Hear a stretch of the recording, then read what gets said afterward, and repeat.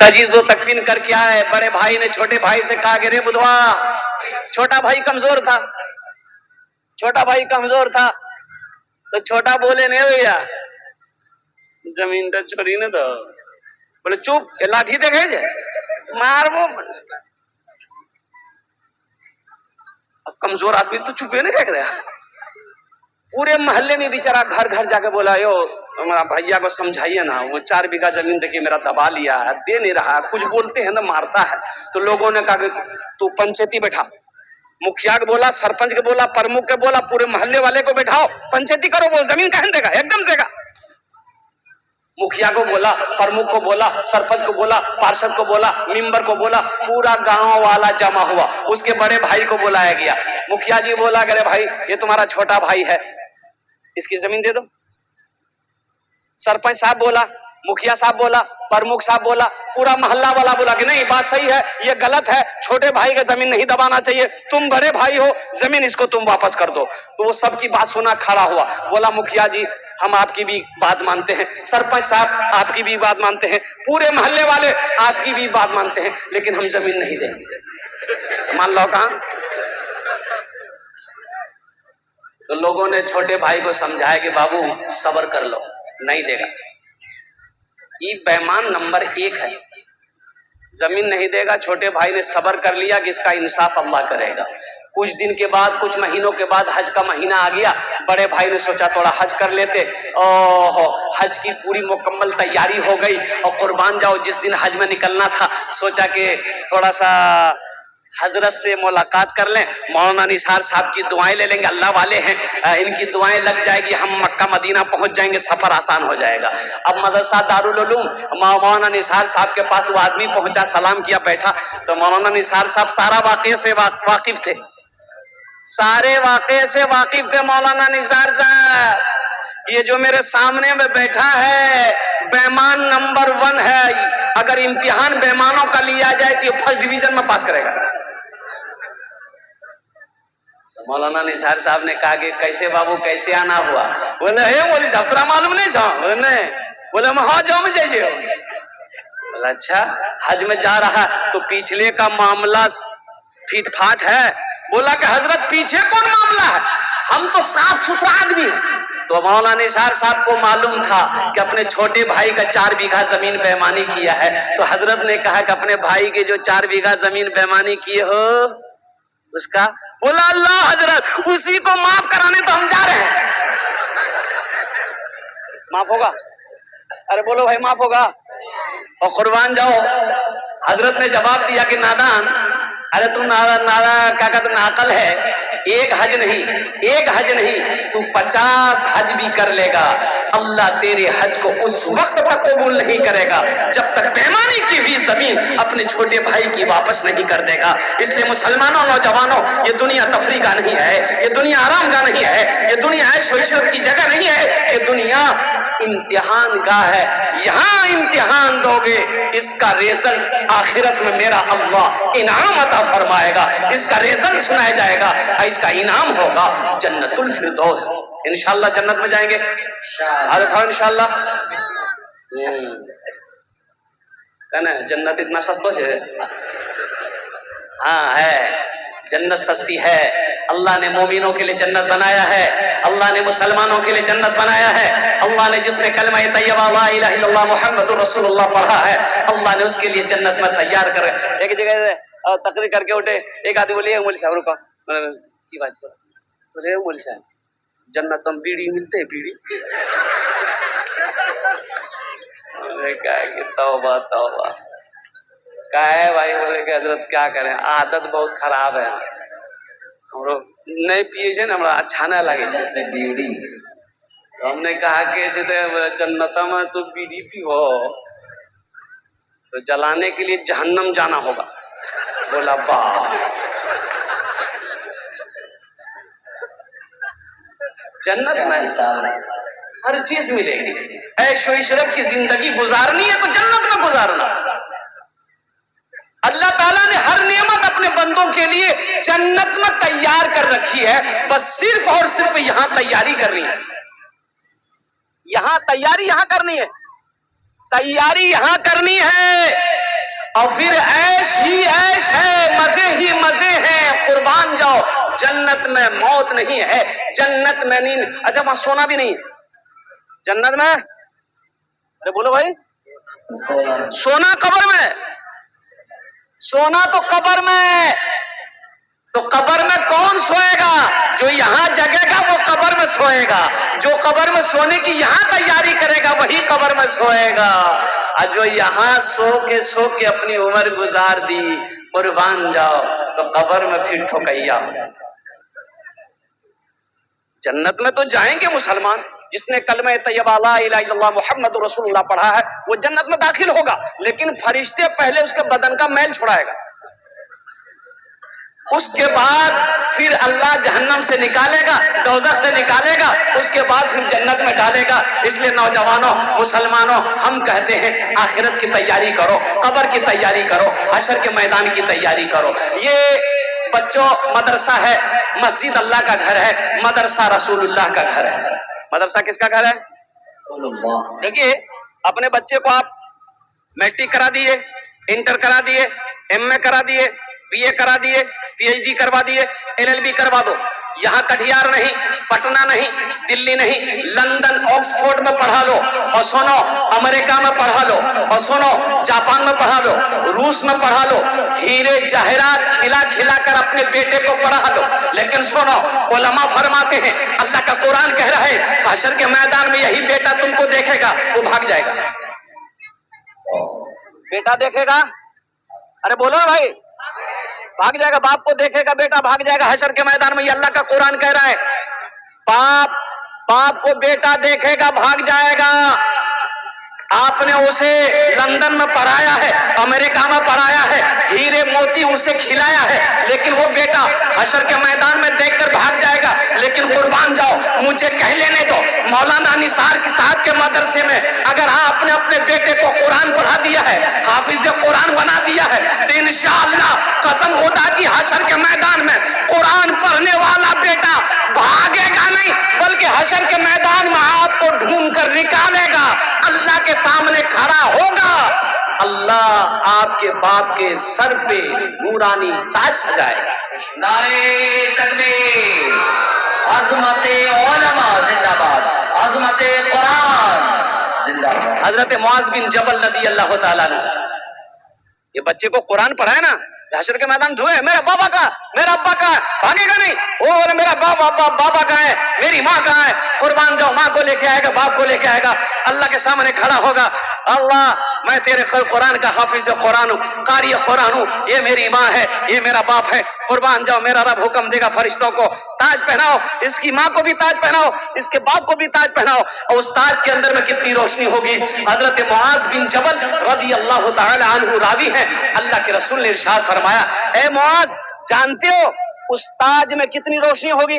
तो सहाबा ने पूछा कि या रसूलल्लाह, मेरे माँ बाप और आप पर कुर्बान, कितनी रोशनी होगी ये आप बताएं। तो अल्लाह के नबी ने इरशाद फरमाया, ए मुआज़, उस ताज के अंदर में जो ताज पहनाया जाएगा माँ बाप को, उस ताज के अंदर में इतनी रोशनी होगी कि सूरज की रोशनी उसके सामने फीकी पड़ जाएगी। तो अहले महशरियो, ए बाबू खामोश हो जाओ, ভালো করে বসো बाबू, तुम्हारे জন্য আমি दुआ করব। देखो ये पाक मजलिस है, यहाँ जो दुआ होगी कबूल होगी। और ज्यादा बदमाशी करोगे ऐसी दुआ कर देंगे बस।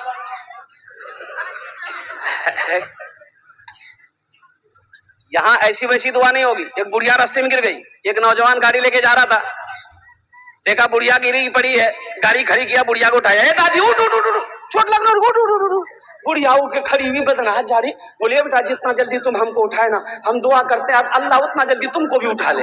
दुआ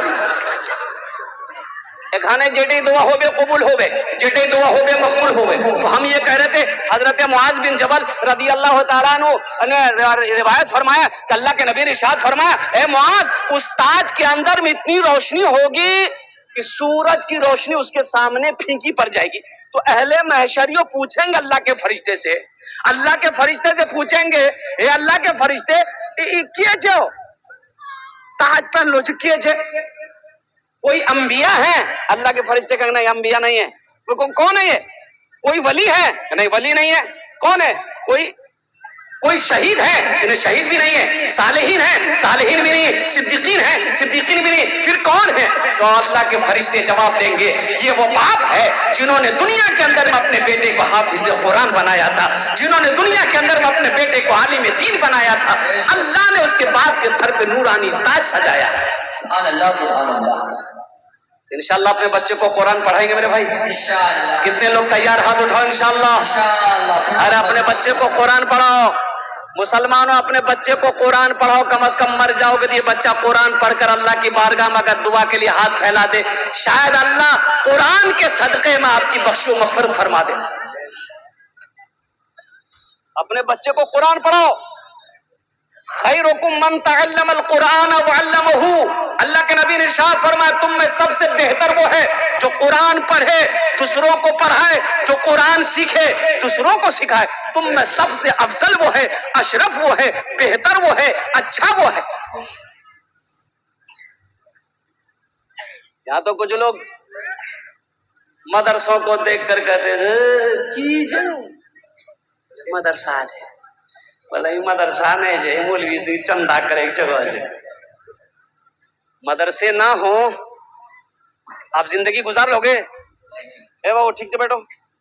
मदरसे ना हो जिंदगी गुजार लेंगे, आलिम ना हो जिंदगी गुजार लेंगे, मुफ्ती ना हो जिंदगी गुजार लेंगे, हाफिज ना हो, कारी ना हो, जिंदगी गुजार लोगे मुसलमानों? नहीं गुजरेगी, नहीं गुजरेगी। मौत पैदाइश से लेकर मौत की सुबह तक हर मोड़ पर मौलवी की जरूरत है। और सुनो, अल्लाह के रसूल ने इरशाद फरमाया, जन्नत में भी चले जाओगे अगर तुम वहां भी मौलवी की जरूरत पड़ेगी। घर में बच्चा पैदा हुआ, क्या करोगे? किसको बुलाओगे? अरे बोलो ना भाई, मौलवी साहब को। कहा है बच्चा पैदा तुम करो, अब मौलवी साहब क्या बुलाओगे? अजान देने की। कहा है तुम अजान नहीं दे सकते, खाली नाम के मुसलमान हो। अजान मौलवी साहब देगा। अब बच्चे का अकीका करेगा तो मुर्गा का गोश्त खाया ही, अजान मौलवी साहब देते। लगे हाथ बच्चे का नाम रखना है, नाम कौन रखेगा? नाम कौन रखेगा? दादू। तो दादू रखेगा तो फिर वैसा ही नाम रहेगा, मंगरूबदू।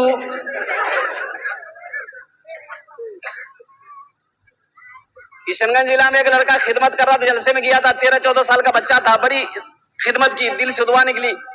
मैंने उसके सर पे हाथ रखा, हमने कहा बेटा ती मोरनी दिल खुश करे दिलो, वहां सुरजापुरी बंगाली बोलते हैं। तो हमने पूछा कि बेटा तोर नाम की छोकरे? बोले नहीं बोलू मुग लाज लागो। बोला हम नहीं बता पाएंगे, मुझे शर्म आ रही है।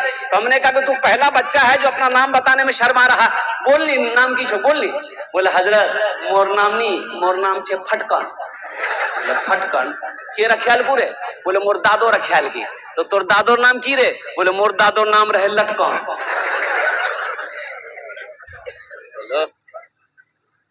दादो से रखवाओगे तो यही सब नाम रखाएगा। बच्चे का हक मत मारो। एक बात याद रखना, माँ बाप के बेशुमार हुकूक औलाद के ऊपर में है, लेकिन औलाद के भी कुछ हक माँ बाप के ऊपर में है।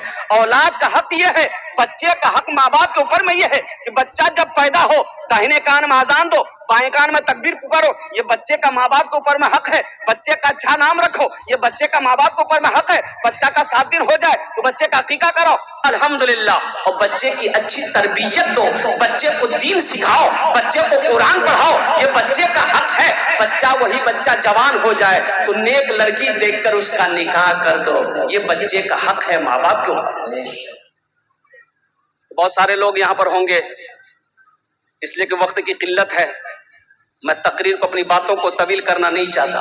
बहुत सारे लोग यहाँ पर इस मजमे में हैं, वो सोच रहे होंगे कि काश हशर के मैदान में मेरे सर पे भी ताज होता, अल्लाह पहनाता।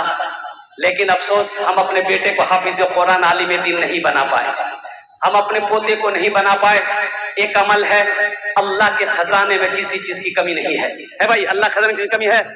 भाई बोलो भाई, है नहीं है? तो सुनो मुसलमानों, क्या आप चाहते हो कि ये हाफिज कुरान मेरे हाथों को पकड़े जन्नत में? एक हाफिज कुरान 10 आदमी को जन्नत में लेकर जाएगा। एक हाफिज कुरान कितने को लेकर जाएगा? अरे बोलो भाई, कितने लोग? हाथ उठा के बताओ ना, कितने लोगों को? 10 आदमी को जन्नत में लेकर जाएगा। ए बाबू, बैठिए। बैठिए। ए बाबू, ए हल्का होना है, जो गड़बड़ कर देगा। एक ऐसे ही तकरीर कर दी, एक नौजवान खड़ा हुआ, बोला, हमने कहा क्या हुआ, बोला है बैठो, बैठ गया। 10 मिनट में फिर खड़ा हुआ, हमने कहा काहे परेशान है, बैठो, बैठ गया।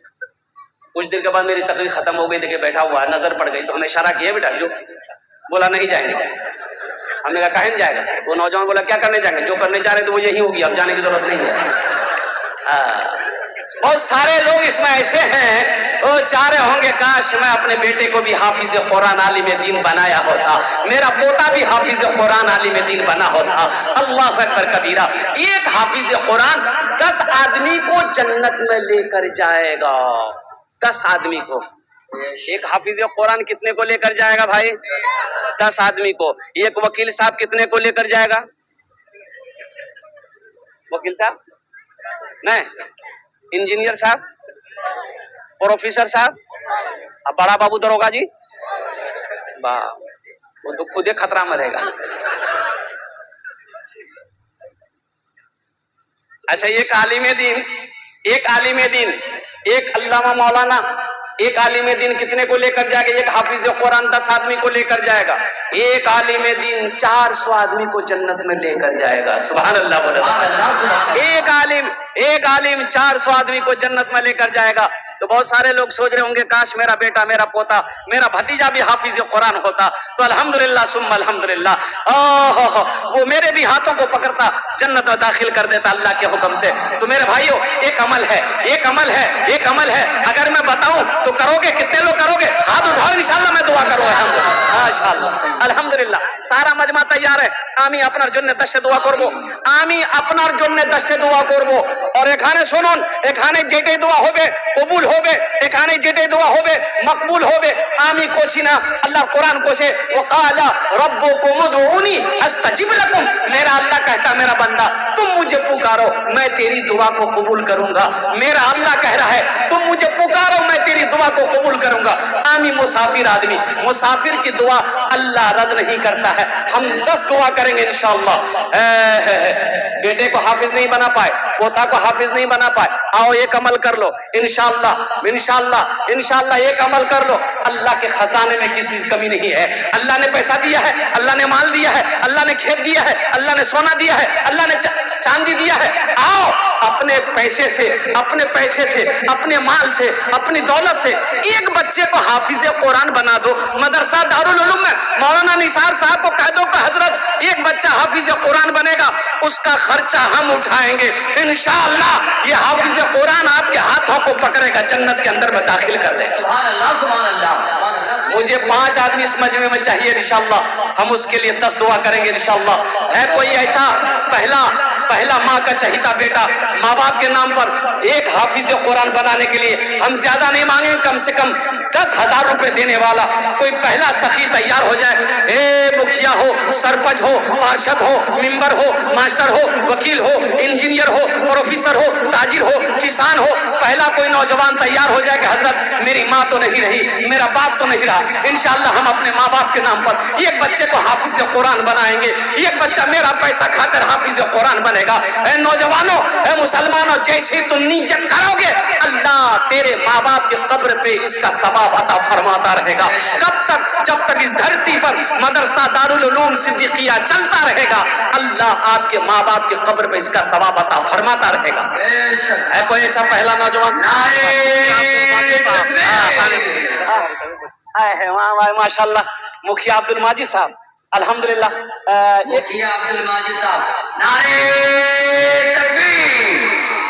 माशाल्लाह। हम मुखिया अब्दुल माजिद साहब से गुजारिश करना चाहेंगे, मुखिया अब्दुल माजिद साहब, मैं सबके लिए 10 दुआ करूंगा, आपके लिए 11 दुआ करूंगा। आप एक बच्चों की खर्च ना बर्दाश्त उठाते हुए कुछ थोड़ा और बढ़ा देते हैं। अल्लाह के खजाने में किसी चीज की कमी नहीं है। कम से कम 2 बच्चों का। ए माशाअल्लाह, नारे तकबीर। मिस कॉल से नारा लगा, नारे तकबीर, नारे तकबीर। जनाब मुखिया अब्दुल माजिद साहब, मजमे में से कोई एक नौजवान खड़े होकर नारा लगा दो तो कोई नौजवान है मजमा में? कोई नौजवान है? अरे मजमा में कोई नौजवान नहीं है? हाँ हाँ बस